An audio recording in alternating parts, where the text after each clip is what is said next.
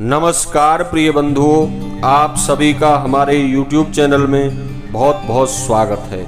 बंधुओं, आज के इस वीडियो में आप श्रवण करेंगे भाद्रपद मास के कृष्ण पक्ष के बुद्ध प्रदोष व्रत की पवित्र पावनी कथा। बंधुओं, बुद्ध प्रदोष व्रत में हमें अधिक से अधिक हरी वस्तुओं का प्रयोग करना चाहिए। बुद्ध प्रदोष व्रत को करने से भगवान शिव की कृपा से विद्या बुद्धि का विशेष लाभ प्राप्त होता है।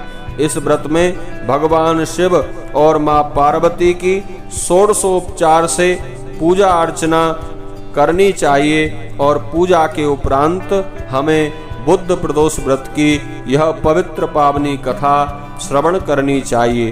तो चलिए श्रवण करते हैं बुद्ध प्रदोष व्रत की कथा। एक बार प्रेम से कहिए, बोलिए शंकर भगवान की जय, माता पार्वती की जय।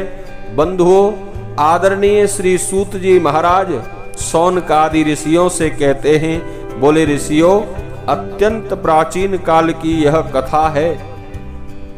एक पुरुष का नया नया विवाह हुआ था। वह गोने के बाद दूसरी बार अपनी पत्नी को लेवाने के लिए अपनी ससुराल पहुंचा और उसने अपनी सास से कहा कि आज बुधवार के दिन ही वह अपनी पत्नी को लेकर अपने नगर को जाएगा।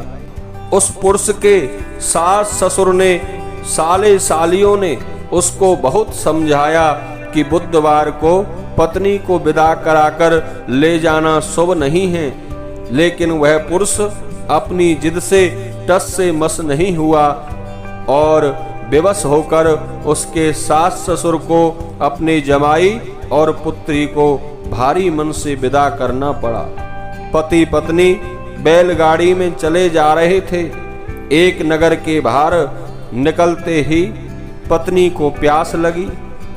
अब तो पति लोटा लेकर पत्नी के लिए पानी लेने के लिए गया, लेकिन जब वह पानी लेकर लौटा तो उसके क्रोध की सीमा ना रही, क्योंकि उसकी पत्नी किसी और पुरुष के द्वारा लाए हुए लोटे से जल पी रही थी और हंस हंस कर उससे बातें कर रही थी।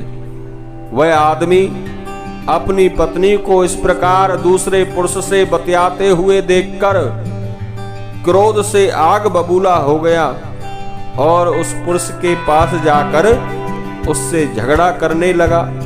मगर यह देखकर और भी आश्चर्यचकित हो गया कि उस पुरुष की शक्ल भी हूबहू उससे मिलती थी। दोनों पुरुषों को आपस में लड़ता हुआ देखकर पत्नी भी असमंजस में पड़ गई।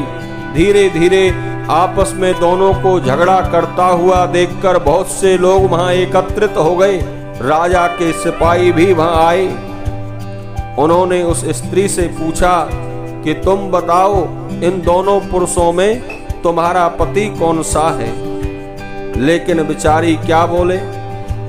वह खुद आश्चर्य में डूबी हुई है। दोनों की शक्ल एक जैसी है, वह किसको अपना पति कहे? बंधुओं, बीच राह में अपनी पत्नी को इस तरह लुटा हुआ देखकर उस पुरुष की आंखें भर आईं।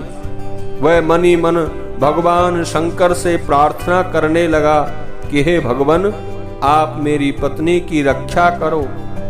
मुझसे बड़ी भूल हुई है जो मैं बुधवार को पत्नी को विदा कराकर लाया हूँ। भविष्य में ऐसा अपराध कदापि नहीं करूँगा।